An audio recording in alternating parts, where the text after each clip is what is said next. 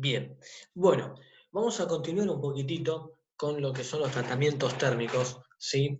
Bueno, vamos a continuar ahora con lo que es el revenido, ¿sí? Habíamos hablado de lo que era, de lo que era el temple, ¿sí? De lo que era lo que es la templabilidad, ¿sí? Distintos conceptos que abarca lo que es el temple, muy importantes, de que existía un cambio en la estructura, ¿sí? Debido a que había un cambio de una estructura cúbica, ¿sí? A una estructura martensítica, tetragonal, ¿sí? Eso es lo que responde el temple, ¿sí?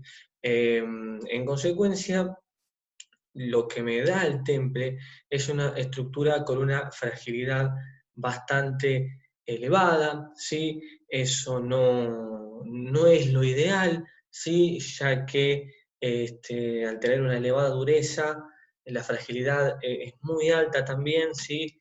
En consecuencia, la tendencia a la rotura se ve acrecentada, ¿sí?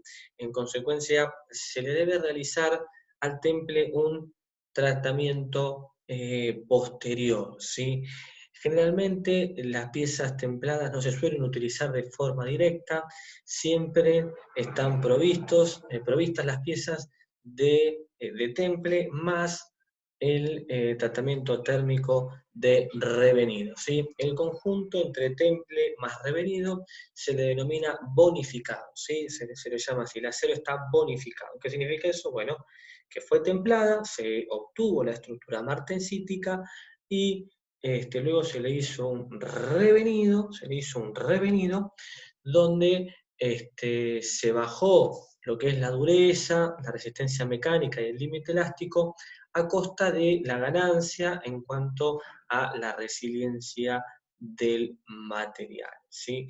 Eso es lo que se le realiza a los aceros bonificados. Bien. Bien, vamos a adentrarnos a lo que es el revenido en sí y a tener idea más o menos de qué es lo que estamos hablando cuando nos referimos a este tratamiento térmico tan típico, ¿no? En los aceros. Bueno, nosotros partimos de la base de que tenemos un acero que fue sometido a temple. En consecuencia, ustedes bien saben que la estructura es una estructura martensítica, ¿no? Como observamos acá en la figura. Esta estructura martensítica, en un principio, proviene de una estructura cúbica como es la austenítica. Ustedes saben que para el temple se tiene que llegar a la temperatura de austerización completa. Cuando se realiza el temple se modifican las características moleculares debido a que existe una distorsión de la red cristalina y se produce una estructura tetragonal de cuerpo centrado, ¿sí? Tetragonal de cuerpo centrado, saturada, sobresaturada de carbono. ¿Qué significa eso? El carbono no puede precipitar de la estructura austenítica debido a que no tiene el tiempo, debido a que el enfriamiento en el temple es demasiado elevado, y en consecuencia lo que se obtiene es una deformación en la red, ¿sí? O sea, partimos de esta base, se parte de esta base para lo que es la explicación del revenido, ¿sí? Bien, luego del temple, el acero está constituido por martensita, claro que sí. Y eventualmente algo de austenita. Acá me quiero detener un poquitito. ¿Por qué dice esto? ¿Cómo puede ser, profe? Usted me está diciendo que la estructura está martensítica. ¿Cómo puede ser que me quede algo de austenita? Bueno, recuerden que ya estamos apartándonos del diagrama hierro-carbono, que los enfriamientos son muy bruscos, ¿sí? O sea, desobedecemos al diagrama hierro-carbono en sí. Lo que ocurre en este sentido es que puede quedar, ¿sí? Eventualmente, fíjense que dice eventualmente, no es algo que ocurra siempre, pero puede quedar algo de austenita retenida. Eso es debido a que no existió un control en lo que es la temperatura de austenización completa. ¿Sí? ¿Se entiende? En consecuencia, ¿qué significa eso? Que si yo quiero realizar un temple, yo tengo que llegar a lo que es la temperatura de austenización completa. Mejor voy a mostrar este diagrama que se ve un poquitito mejor. Este diagrama que está acá está medio torcido, pero ustedes lo van a saber entender. Acá, por acá tenemos las temperaturas de temple, ¿sí? Acá tenemos las temperaturas de temple, ¿sí? Si yo elevé la temperatura, ¿sí? O sea, esta es la temperatura ideal, la que me marca acá, ¿no? Si yo me pasé esa temperatura, me fui por encima y realicé el temple a una temperatura más elevada que lo conveniente, ¿sí? Puede suceder, y más, de hecho va a suceder, de que quede austenita retenida sin transformar, ¿sí? O sea, parte se transformó, pero otra parte no logró transformarse debido a que hubo un error en el control de la temperatura de austenización. O sea, se elevó la temperatura de austenización con respecto a la conveniente para ese porcentaje de carbono del acero. Por eso es que nos dice acá esto de que luego del temple el acero está constituido por martensita y eventualmente algo de austenita. Como bien sabemos, la martensita es una estructura altamente tensionada, en consecuencia hay un aumento notable de dureza, de resistencia a la rotura y de elasticidad también. Eso es lo que ocurre generalmente con los elementos que con los aceros templados, ¿no? Hay un aumento notable de la dureza y de resistencia producto de esta deformación cristalina interna del material y en consecuencia de elasticidad también aumenta lo que es el límite elástico de el límite elástico del material, ¿sí? O sea, puede recibir mayor cantidad de carga, ¿sí? Imagínense ustedes una barra de acero que está sometida a tracción, bueno, soporta una carga bastante elevada, ¿sí? Permaneciendo siempre en el régimen elástico, o sea, puede volver a su longitud primitiva sin sufrir ninguna deformación permanente. Bueno, esa carga, ¿sí? Ese esfuerzo que va a sufrir el material es cada vez más elevado cuando la estructura está templada, ¿sí? Eso es lo que ocurre. No obstante, a costa de estos aumentos tenemos una disminución notable en la deformación plástica, ¿sí? No es un material que no puede ser deformado plásticamente, ¿sí? O sea, no se puede alargar y modificar su longitud, ¿no?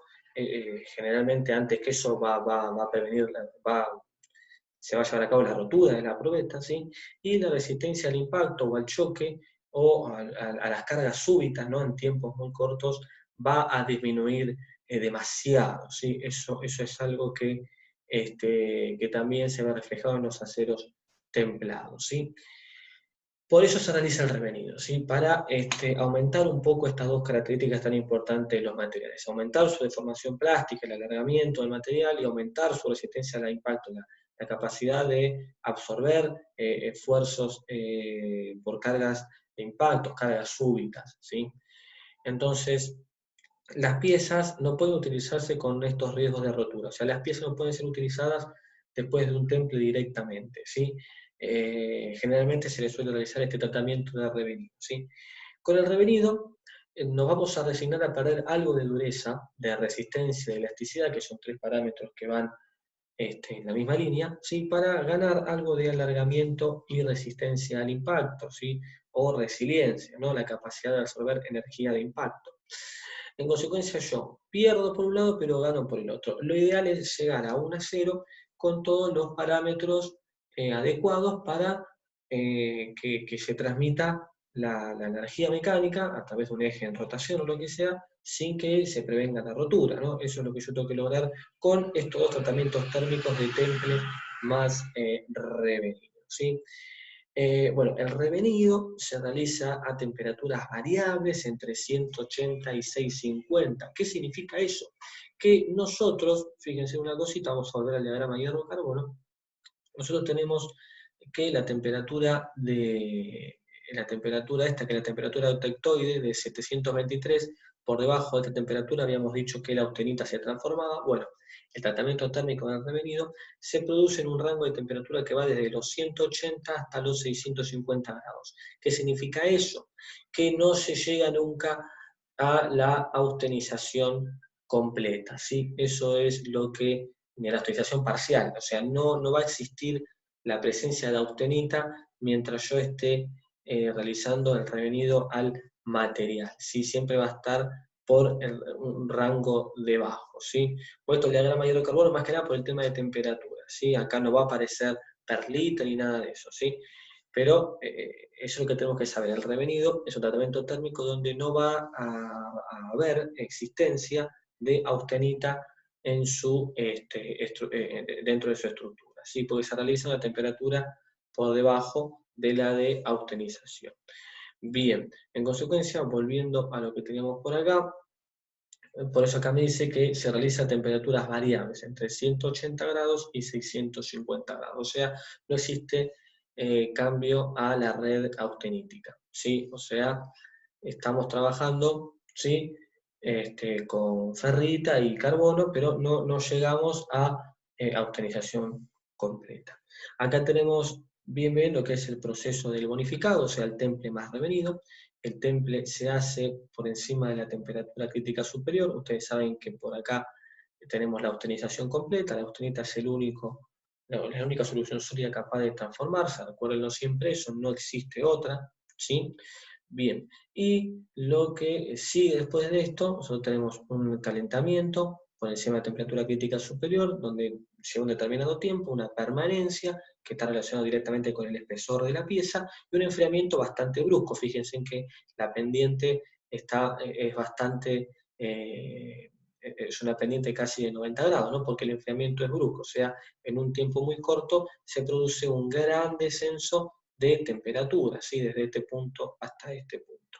Luego se realiza un revenido donde se lo eleva la temperatura del material, ¿sí?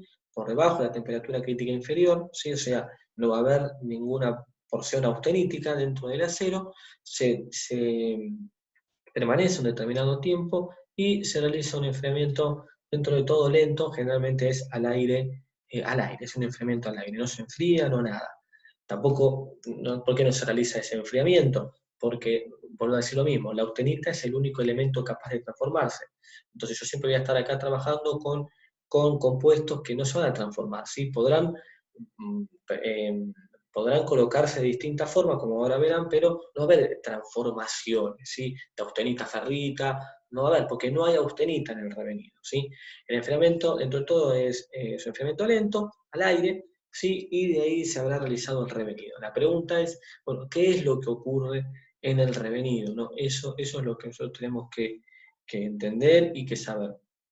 Para eso vamos a ir vamos a ver algo que tengo por acá, donde tenemos que explicarlo lentamente para que ustedes lo entiendan y no se les complique esto del revenido, ¿sí? El revenido consta de 3 etapas, ¿sí? Son 3 etapas las que tiene el revenido, ¿sí? Fíjense que dice acá principales etapas y transformaciones que sufren los aceros en el revenido, ¿sí? Son 3 etapas donde vamos a ir a explicar una por una lentamente. En una primera etapa, recuerdan que partimos de una estructura que fue sometida a temple, una estructura martensítica, con algo de austenita, una eventual austenita, ¿sí? Del acero, ¿no? En lo que es la composición del acero puede haber austenita retenida, ¿sí? Bien, en una primera instancia, lo que va a ocurrir es un cambio de la martensita tetragonal que provino del temple en una martensita cúbica, ¿sí? O sea, una martensita tetragonal del temple pasamos a una martensita cúbica. Fíjense en cómo medimos temperaturas en eje X, cómo medimos durezas en el eje Y, ¿sí? Se produce un cambio de la martensita tetragonal a martensita cúbica. ¿Qué es lo que sucede? Hubo una pérdida de carbono de la martensita, ¿sí? De la martensita. La martensita precipitó carbono de su estructura, ¿sí? Precipitó carbono de su estructura. La martensita queda con un valor de 0,25% de carbono, ¿sí? Y el resto precipitó. ¿De qué forma precipitó? ¿Sí? De la estructura precipitó ese carbono, bueno, forma un carburo, ¿sí? Que se denomina carburo épsilon, ¿sí? Y tiene esta E de épsilon, ¿no? Como se ve acá, este carburo épsilon se produjo a partir de la precipitación del carbono de la martensita tetragonal, que se transformó en cúbica, ¿sí? En consecuencia, precipita en forma de carburo épsilon. Este carburo al igual que la cementita, que también es un carburo, son dos carburos, pero la disposición atómica es distinta con respecto a la cementita. Sí tiene otra disposición atómica. ¿Sí? No tengo acá la estructura, pero es distinta. ¿Sí? Bien, en una segunda etapa, fíjense cómo ya se produce un pequeño y leve descenso de la dureza a costa de un aumento de temperatura de revenido. En una segunda etapa, en un segundo proceso, se produce la transformación de la austenita retenida en vainita. Y acá está la pregunta del millón, ¿sí? Acá está la pregunta del millón, donde la pregunta es, ¿qué es la vainita? ¿No? Eso es lo que tenemos que preguntarnos. ¿Qué es la vainita? Bueno, vamos a ver, les voy a mostrar algo que es conocido ya por ustedes, que ya lo hemos estado trabajando, antes de volver a la diapositiva esta. ¿Sí? Fíjense en acá, lo tengo por acá para mostrárselo. A ver si acá está. Bien, vamos a ir para atrás un poquito. Acá está, vamos a estar acá. Austenita, vainita. No le den mucha importancia a lo que dice. Fíjense en lo que yo le. No es para que lean lo que dice acá, yo se lo voy a explicar lentamente. Ustedes saben que esto es el diagrama TTT, ¿sí? Como bien yo se los he explicado. ¿Sí? Bueno, la vainita se produce porque se produce un descenso de la temperatura, ¿sí? Paro prácticamente a los 300 grados, por ahí, entre 250 y 550 grados, ¿sí? Paro por ahí, dejo de enfriar y hago permanecer a ese acero, ¿sí? A esa temperatura. O sea, hago un tratamiento isotérmico, o sea, iso, misma, térmico, temperatura, misma temperatura, ¿sí? Y se va a producir la transformación de la austenita en vainita, ¿sí? Eso es lo que va a ocurrir. Se los muestro acá se los muestro acá en la pizarra, para que, no, en la pizarra no, estoy equivocando, acá en el PowerPoint, para que quede bien claro. Vamos a ir a lo que es el diagrama TTT, que esto ya lo vieron conmigo, ¿sí? Es como que yo esté realizando una especie de temple, hago un enfriamiento brusco, paro en este rango de temperatura de los 200 a los 500 grados, sí, paro en 400 grados, pónganle, y hago permanecer ese acero a esa temperatura. Hago la transformación isotérmica de la austenita, ¿sí? Y lo que se va a producir es que se va a cortar esta línea, esta curva BD, que sería el comienzo de transformación de austenita en vainita, hasta que corto, no le den importancia a estas curvas, ¿sí? Hasta que corto esta curva E, que es la curva que es del fin de transformación, fin de toda transformación de la austenita, se transformó completamente en vainita, ¿sí? Ahora, muy bien, o sea, la vainita se produce en este rango de temperatura, o sea, no se corta en la nariz de perlita, no aparece perlita, o sea, no hay una disposición laminar de ferrita y cementita, ahora no, porque ahora estamos hablando de vainita. Bueno, ¿cómo se presenta esa vainita? Bueno, la vainita se presenta de la siguiente forma. Acá yo tengo para mostrarles a ustedes cuál es la disposición de la vainita, la disposición interna. Ya se los voy a mostrar. Venimos acá. Acá está. Fíjense, no le den importancia a lo que dice, ¿verdad? Fíjense en lo que se forma acá. Primero tenemos una formación de ferrita, fíjense en forma arborescente, ¿no? Fíjense. ¿Sí? Y si ustedes se fijan, tenemos acá la cementita, ¿sí? Que crece, ¿sí? Como envolviendo a esta aguja de ferrita, ¿sí? Eso es la cementita, ¿sí? También puede aparecer, fíjense en este dibujo de acá, que tenemos las agujas, ¿sí? De ferrita, y esto negro que ustedes ven es cementita, ¿sí? que envuelve la aguja en forma intermitente, ¿no? No es laminar, ¿no? Hay como pequeños cortes, ¿sí? Es intermitente la disposición de la cementita, ¿sí? Acá se ve, acá tenemos ferrita, y acá tenemos los gusanitos, ¿no? Sería de cementita, ¿sí? Que crecen de forma intermitente. O sea, no hay una disposición totalmente laminar, como habíamos visto con la perlita, ¿sí? Esto es lo que se denomina vainita. Bueno, hay una vainita superior, inferior, no viene al caso, no me interesa tampoco abordar mucho este tema de entrarme, no viene al caso del revenido, pero sepan que en esta segunda etapa, ¿sí? En esta segunda etapa, ya ahora me voy yendo de acá, sepan que en esta segunda etapa lo que se produce es justamente eso, ¿no? Que se va a transformar la austenita, vamos a ir acá está, se transforma la austenita, ¿sí? En vainita, ¿sí? Eso es lo que importa, ¿sí? A esta nueva disposición de ferritas en forma de aguja, contorneada así por láminas intermitentes de cementita. Fíjense cómo los nombres perlita, ferrita, ¿sí? Son todos nombres, pero siempre estamos hablando de lo mismo, ferrita, cementita, ¿sí? Nada más que existe una perlita fina, una perlita gruesa, está la vainita superior, inferior, pero siempre estamos hablando de dos compuestos, ferrita y cementita, que son los compuestos principales de los aceros, ¿sí? En consecuencia siempre hablamos de lo mismo, nada más que como se producen a distintas temperaturas y como se produce en determinados tiempos, ¿sí? Tienen distintos nombres, ¿sí? Pero no se vuelvan locos, siempre estamos hablando de los dos mismos componentes, ferrita y cementita. Bien, en la segunda etapa se produce la transformación de esa austenita retenida en vainita, ¿sí? Y fíjense en cómo la dureza continúa bajando, ¿sí? Y en la tercera y última etapa, que es la etapa más importante de todo el revenido, tenemos que se produce una transformación del carburo épsilon, que había precipitado en primera instancia, en cementita, que es el compuesto que ya todos conocemos, ¿sí? Se produce la transformación de la vainita, fíjense, la vainita, ¿sí? Se produce la transformación de la vainita en cementita y ferrita, que son sus dos compuestos principales, ¿sí?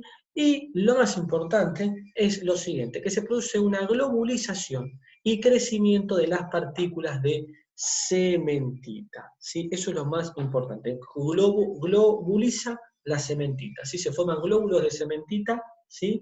En un fondo ferrítico. O sea, la matriz es ferrítica, saben que la matriz es el fondo, ¿sí? El fondo de la micrografía que ya hemos visto anteriormente, bueno, es un fondo, una matriz ferrítica con glóbulos de cementita en, en toda la matriz, ¿sí? Acá igual tengo unas micrografías para mostrarles, para explicarles. Acá ustedes lo ven, acá lo estamos viendo. Acá tenemos un acero que fue templado, ¿sí? A 780 grados, ¿sí? Se realizó el temple.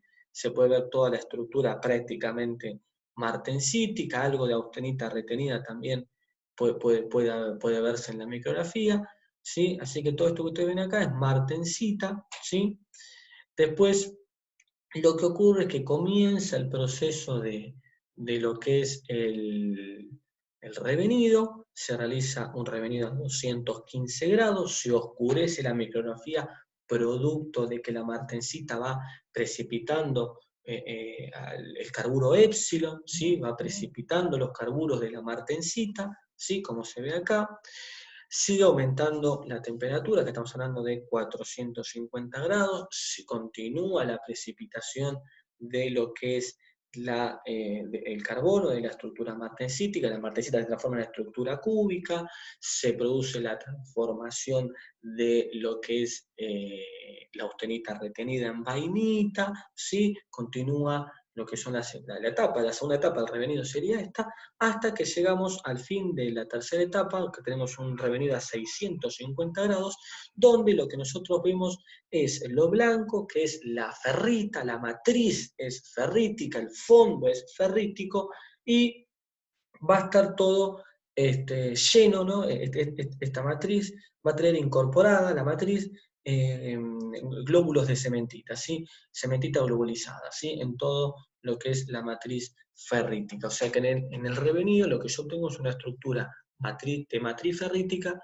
con glóbulos de cementita dispuestos todo por encima de la matriz. ¿Estamos de acuerdo? Eso es lo que ocurre, ¿sí? Bien. Lo que tenemos acá también, para que veamos, es cómo, a medida que yo voy aumentando la temperatura de revenido, ¿sí?, se van produciendo distintas variaciones en cuanto a las propiedades mecánicas del material. Nosotros conocemos, ustedes deberían conocer, varias propiedades mecánicas de los materiales, ¿sí? Dureza, ¿sí?, o sea, la capacidad de un cuerpo de ser penetrado por otro o no; resistencia a la rotura, ¿sí?, que es la capacidad de soportar el esfuerzo máximo de rotura donde el material rompe, ¿sí?, y el límite elástico, que es el esfuerzo máximo que puede absorber, que puede ser sometido un material, ¿sí?, dentro de su límite elástico. O sea, una vez que cede la carga que la que está sometida, el material vuelve a su estado nominal, ¿no?, a su estado inicial, ¿sí? Estas tres características van directamente relacionadas entre sí, dependen de la dureza directamente, ¿no? Y si se fijan acá, tenemos en contracara, ¿sí?, de estas tres características, tenemos resiliencia y alargamiento. La resiliencia es capacidad de recibir impacto, ¿sí?, de absorber energía en forma de impacto, de choques; y el alargamiento, como bien decimos, es la capacidad que tiene el material de deformarse plásticamente, ¿no?, de sufrir alargamientos. O sea, yo estiro un material y ya una vez que se dio la carga no vuelve a su estado primitivo, ¿no? Ya se produjo una variación de su longitud. En consecuencia, yo tengo un alargamiento, resiliencia, y en contracara de eso, dureza, resistencia y límite elástico. Fíjense en que a medida que aumenta la temperatura de revenido, o sea que yo voy logrando este cambio de estructura tetragonal a estructura cúbica de la martensita, donde se va precipitando el carbono, donde se va transformando la austenita retenida en mainita, donde se produce la globulización de cementita en un fondo ferrítico, ¿sí? Todo eso, fíjense en cómo a medida que aumenta la temperatura de revenido, se va bajando la dureza, la dureza, la resistencia mecánica y el límite elástico, y va aumentando la resiliencia y el alargamiento, ¿sí? Eso es lo importante. Una decrece a costa de la otra y viceversa, ¿sí? Para materiales duros, punzones, ¿sí?, que son materiales que están sometidos que tienen que penetrar otros, ¿sí?, o sea, que tienen que generar huellas, marcas, improntas. Cuando se realiza una temperatura de revenido bastante baja, ¿sí?, no se produce una alta precipitación de carburos, ¿sí?, ni tampoco una alta globulización, pero la necesaria para el trabajo que tiene que hacer el material, ¿no? Entonces yo tengo una alta dureza y resistencia y límite, y no tengo un leve aumento pequeño de alargamiento y de resiliencia, ¿sí? Para materiales elásticos, como pueden ser resortes, ¿sí?, se utiliza una temperatura de revenido algo superior, ¿sí?, disminuya en mucho más la dureza, resistencia y límite elástico, a costa de que se aumenta mucho más el alargamiento y resiliencia. Estamos hablando de un resorte que va a estar siempre sometido a cargas fluctuantes, ¿no? Y para bulones, ¿sí?, tornillos, tornillería, que son generalmente aceros que tienen que soportar alta resistencia al impacto, son alargados, ¿sí? Nosotros cuando estamos apretando un tornillo, lo que estamos haciendo es sometiéndole un esfuerzo de extracción, o sea, lo estamos alargando al tornillo, ¿sí? Bueno, aumenta, entonces debemos aumentar este alargamiento, o sea, la posibilidad de que el material se alargue, ¿sí?, que sea resiliente, que resista impacto, a costa de disminuir la dureza y resistencia a la rotura y límite elástico, ¿sí? O sea, cuando van aumentando ciertas características, van disminuyendo otras. Y dependen directamente de lo que es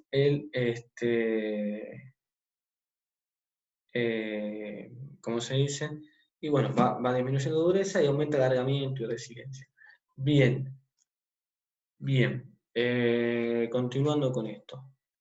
Tenemos tiempo de revenido. Bueno, generalmente el revenido se realiza en un tiempo en 1 hora y media, no más que eso, es donde yo obtengo el mayor rango de descenso de dureza, ¿sí? Las durezas producen un gran descenso en la primera hora, hora y media de trabajo, ¿sí?, de mantenimiento a temperatura de revenido, ¿sí? Más allá de eso, no se produce una elevada disminución de dureza. En consecuencia, generalmente hasta 2 horas como máximo es lo que se suele estar el material en lo que es la temperatura de revenido, ¿sí?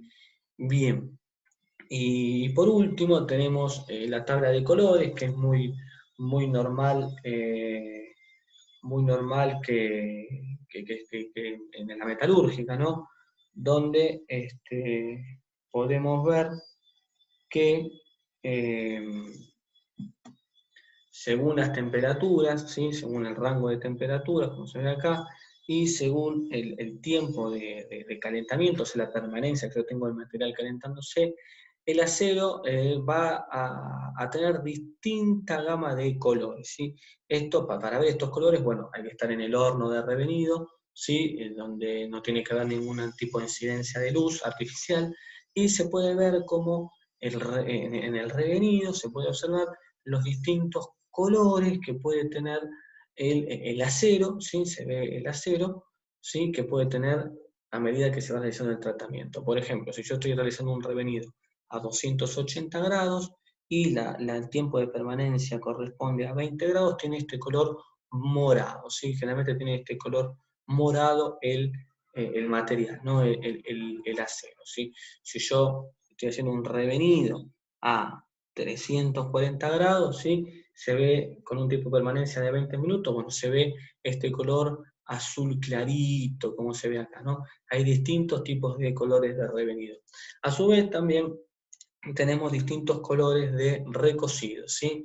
Eso es más o menos, sobre todo el que está en la jerga de la metalurgia, ¿sí? Más o menos al ver el color del acero dentro del horno, ya sabe más o menos, ya tiene claro más o menos a qué temperatura está ese acero. Normalmente, igualmente, los hornos tienen obviamente el reloj con temperatura y todo, ¿no?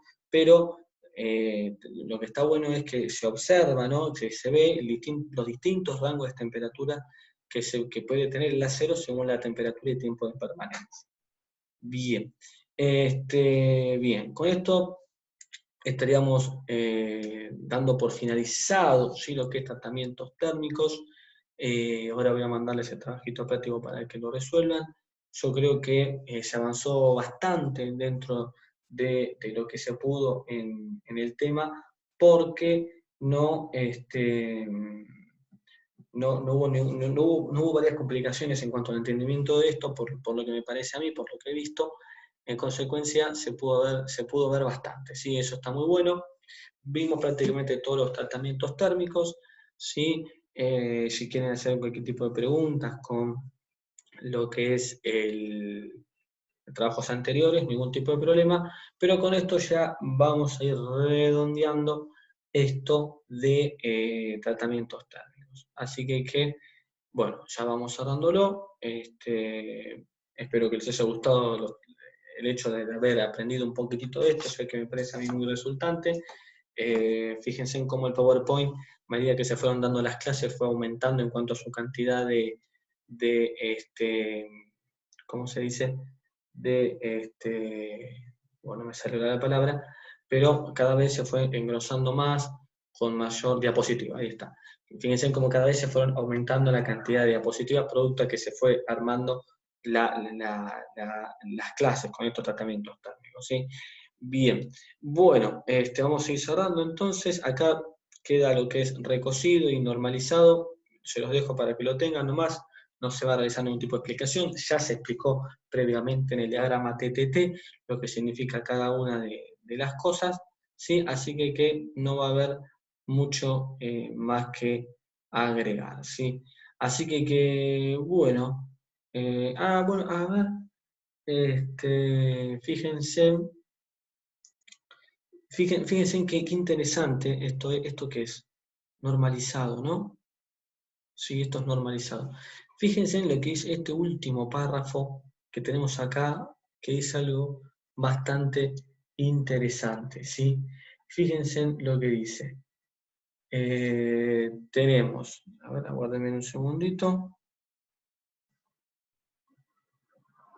Aguárdenme un segundito.